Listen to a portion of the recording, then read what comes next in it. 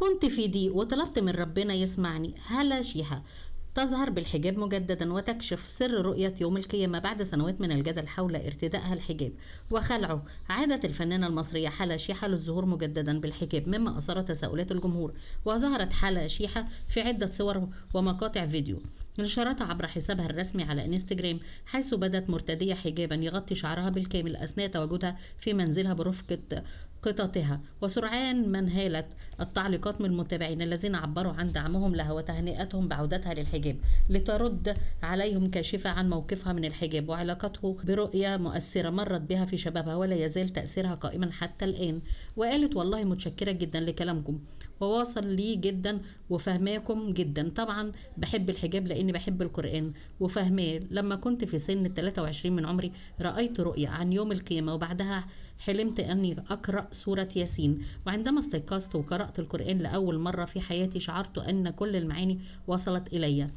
روت الفنانة حلا شيحة تفاصيل رؤى مؤثرة عن يوم القيامة، مشيرة إلى أن الرؤى كانت في مرحلة العشرينات من عمرها خلال وجودها في لبنان.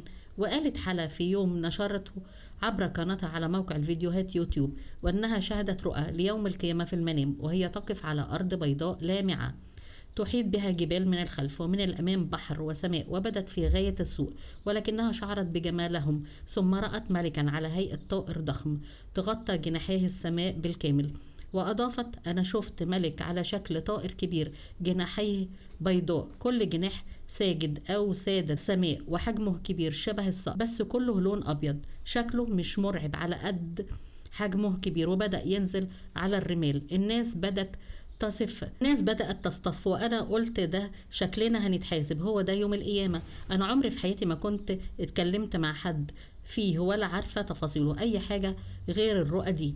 وتابعت الملك بدأ ينادي الناس بأسمائهم وجاء عندي وجريت واستخبيت في آخر الصف وأنا بقول لنفسي: حلا انتي طيبة مش بتعملي حاجة غلط،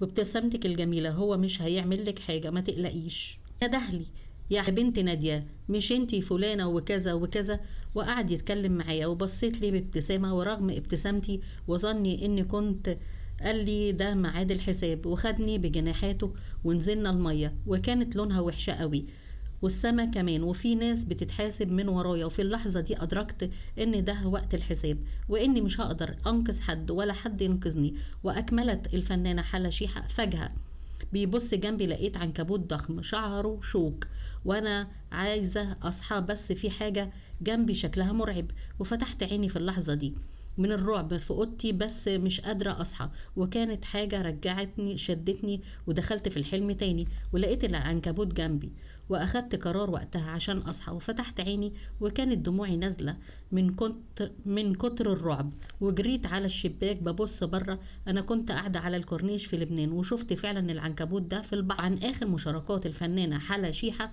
مسلسل امبراطورية ميم مع الفنان خالد النبوي، وعرض ضمن موسم دراما رمضان 2024 مع نشوى مصطفى ومحمود حافظ ومحمد محمود عبد العزيز وميان السيد وهاجر السراج وإيمان السيد قصة إحسان عبد القدوس. وقام بكتابة المعالجة الدرامية السيناريست محمد سليمان عبد الملك، إخراج محمد